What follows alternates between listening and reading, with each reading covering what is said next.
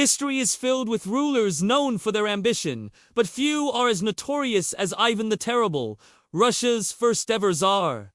He was a unifier, and a monster whose reign of terror left scars on Russia for centuries. Today, we'll dive into the dark heart of his rule, the creation of Russia's first secret police, and the horrific event it led to the Massacre of Novgorod. Ivan's story begins with tragedy. Orphaned at a young age, he was left at the mercy of powerful nobles, the boyars, who abused and neglected him. This traumatic childhood planted seeds of cruelty and deep-seated paranoia. Crowned Tsar at just 16, he was determined to crush the boyars' power and centralize control under his own iron fist.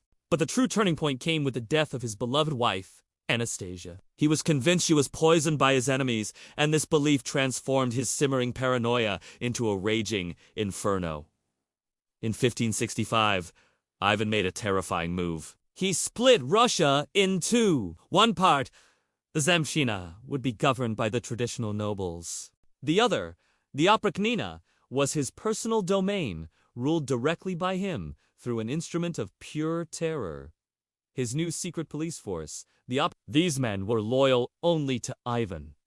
Dressed in black, riding black horses. They carried symbols of a dog's head and a broom, signifying their mission to sniff out and sweep away treason. They became the enforcers of his will, seizing land, torturing suspected traitors, and spreading a chilling wave of fear across the land. The Oprichniki's reign of terror was swift and brutal. Public executions and mass tortures became commonplace.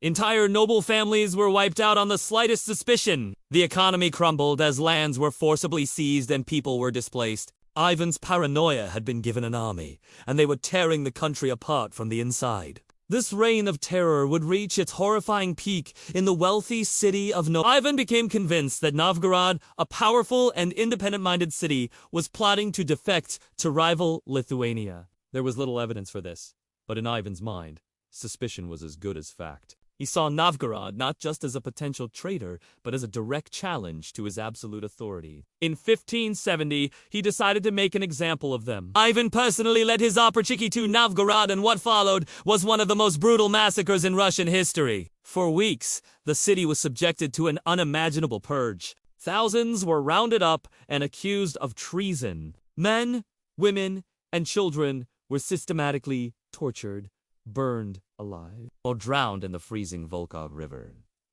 Even the clergy weren't spared. Monasteries were looted, and priests were hunted down. Historians estimate that tens of thousands were killed. The city that was once a vibrant hub of culture and commerce was left a smoldering ruin, a ghost of its former self, never to fully recover.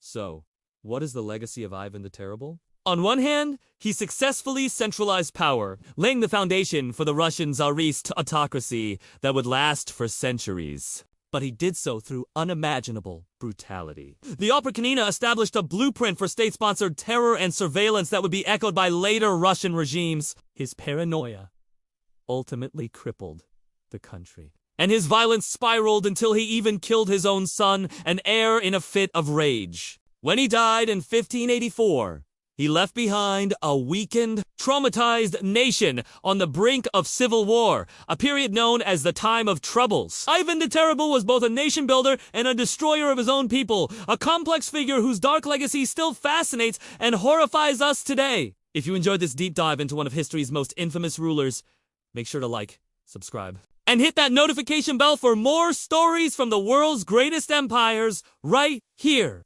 Thanks for watching.